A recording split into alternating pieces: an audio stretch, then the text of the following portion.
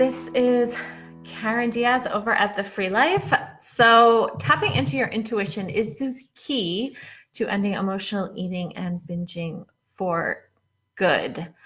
I want you to think about what is a diet. So I thought about this the other day. I was thinking about this. What is a way that I can think of to explain it that is different from what you typically hear in a really simple, powerful way? And I thought to myself, you know what? A diet is kind of like you taking your hunger schedule and just handing over that power to somebody else. Having someone else be control of your hunger schedule and telling you what to eat, when to eat, how much you can eat, everything else, just kind of handing it over. And it makes me laugh because it makes me think of my cats. It makes me think of my kitties when they're hungry. And every time I feed them and I think, they're completely at the mercy of me feeding them. Like, they're clearly hungry. If I forget, if I come home late, yeah, they'll be fine. But they definitely don't have control over their hunger schedule. And what is intuition? And to me, learning the skill of tapping into your intuition and applying it to heal your relationship with food and your body is like having a motivational coach in your pocket 24 hours a day, 7 days a week, that you never have to worry about what you're going to eat, how much you're going to eat, how you're going to eat it, all of that stuff. It's like all of that worry, all of that energy, all of that time that you expend worrying, judging, thinking, overthinking is removed. So you reclaim all of that energy, all of that focus, all of that new clarity that gets to come in because you're not focused outward. Which in a way, when you don't trust yourself, when you're not connected to your body, when you don't trust your intuition, when you don't trust yourself around food, when you think that you're going to be happier if your body has changed. And the thing is that losing weight is not a cure for negative body image. It doesn't cure negative body image. It never has, and it never will. It's amazing what can happen, what you are capable of, what you can do when you have all of that back. One, you have the confidence, right? You have this insane confidence. You can walk taller, you can show up in a different way because you're not worried. You're not second guessing everything anymore. You just make decisions and then you move on. And you know that there's no such thing as this perfect right choice, because any choice that you make based on how it makes you feel, you can pivot, you can move, you can make different choices next time. And so you're just effortlessly moving with the stream. You're not swimming upstream, up paddle. And I get that a diet can feel good when you don't feel connected. I lost track a little while ago, but what I was going to finish saying was that because you are handing over that hunger schedule, you are handing over your power, and you're saying, I can't do this, show me how. And someone's saying, okay, with all good intentions, hopefully, most of the time, here, follow this. And they take that second guessing out. But the problem is that because you don't have that skill of trusting your intuition, your internal GPS, or that inner rebel that doesn't want someone else to give it rules to follow, that wants to say, hey, we have everything we need right here. So hello, it gets frustrated. It grows tired. It starts screaming louder. It starts talking louder. That's why food cravings aren't necessarily a bad thing. If you're craving sugar all of the time, it's easy to say, oh, it's because I eat sugar all the time, and so I have to cut it out completely.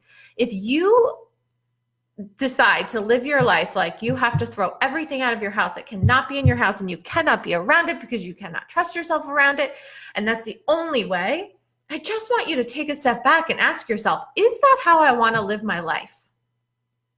Is that how I want to live my life? And if the answer is no, I know for me, I don't want to live my life that way. I want to know I can take one bite in Oreo and throw the rest away and I don't feel deprived and I can move on. I want to know that I can have ice cream in my freezer and forget that it's even there.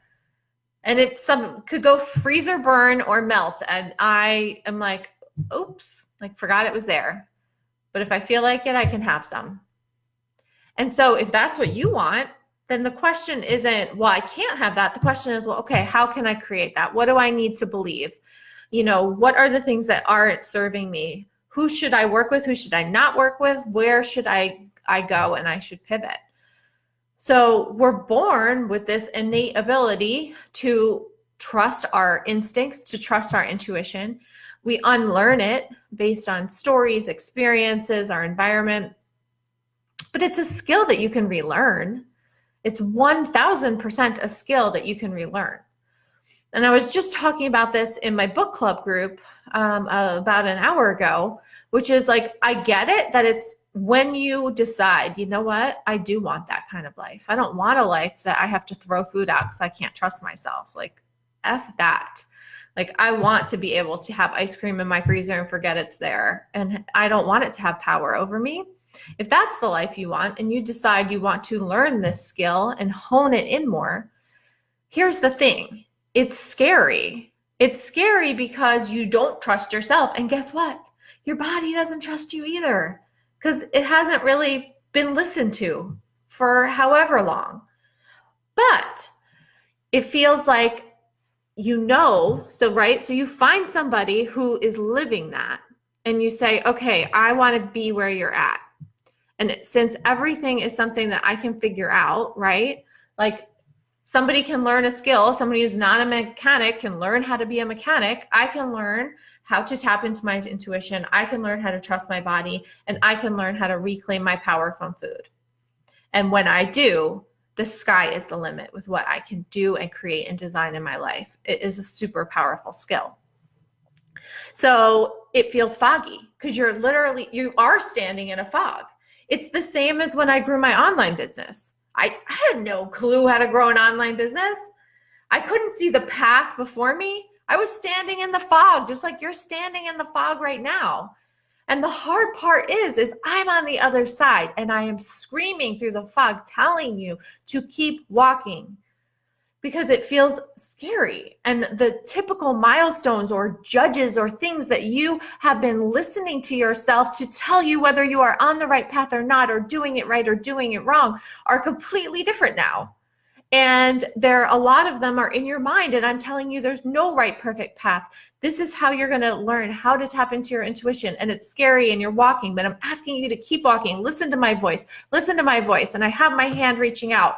And I'm like, you're going to feel my hand one time. You're going to feel it and you're not going to need my voice anymore. And it's all going to click and you're not going to want to turn around and go back into that fog. But you have to have faith and you have to trust me. And it's scary. And I get that it's scary. I do. I fully understand, and I never, never, never, never take that for granted, that I am asking you to do this because I know that it's there and it's scary. But then when you do, you say, oh my gosh, I don't ever want to go back. This is amazing. This is amazing on the other side. But I call it the forest of confusion in my course for a reason. It feels that way. It feels confusing. And I did it with my business. I reenacted the whole scenario of thinking that there was just a coach who could tell me like this right, perfect path. And I learned all these different ways. And what I realized is, holy crap, this is the same as a diet. Everybody's saying that their method or their system or their specific way is going to get me to where I want to go. And I never once for over 2 years stopped and said, which one feels best to me? Which one feels best to me? And then when I made that choice, that's when my business started growing, not from following this laid out 40-page system that someone had success with because they had success with it. So I should have success with it. No. And the same goes with this. And that's why it's so freaking powerful. And why I want it for you. That's why in my book, I talk about celebrating milestones. My book within Making Peace with Food and Body Image to Create a Happy, Healthy Home. On page 36, I talk about celebrating milestones. That was our book club topic this week in the book club group.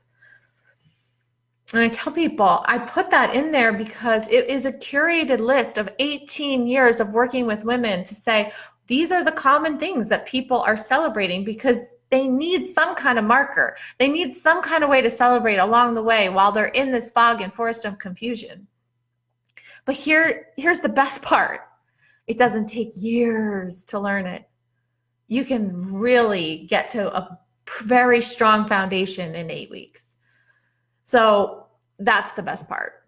And you say, well, how? And I've struggled for so many years. How all of a sudden in 8 weeks? Because the system wasn't working. The car you were in wasn't getting you to the destination that you wanted to go.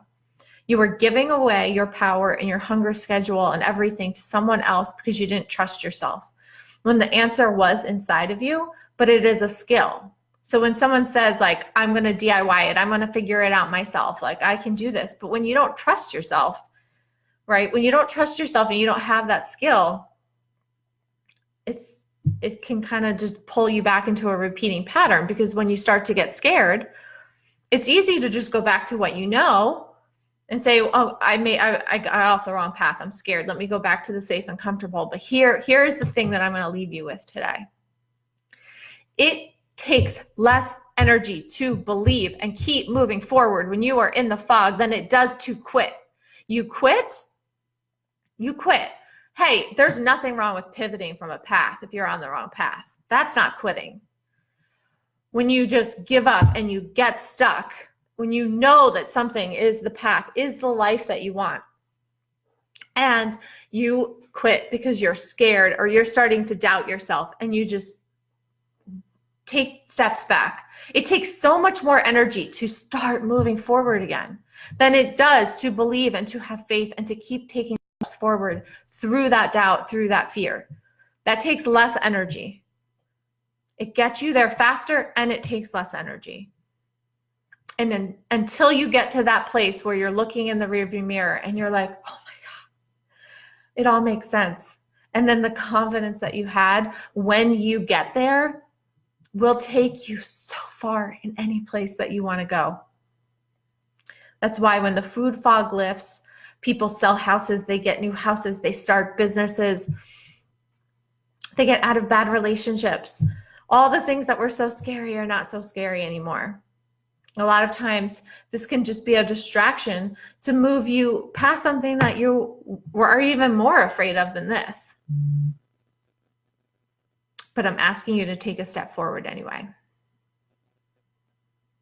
So if you're looking to get out of the fog, if you've been following this work, if you listen to my voice and you feel like you know it's the right path, but you just cannot see it clearly in front of you, I'm just asking you to book a call and have a conversation so that you can get clarity on your food struggle, on what it looks like beyond the food struggle, so you know what's the next step for you.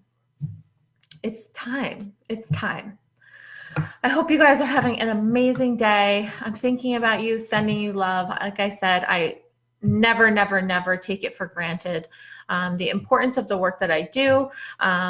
Give me a heart if you agree, or tell me what part of this really resonated the most with you. I would love to hear it in the comments, and I will continue the conversation there. Have a great day.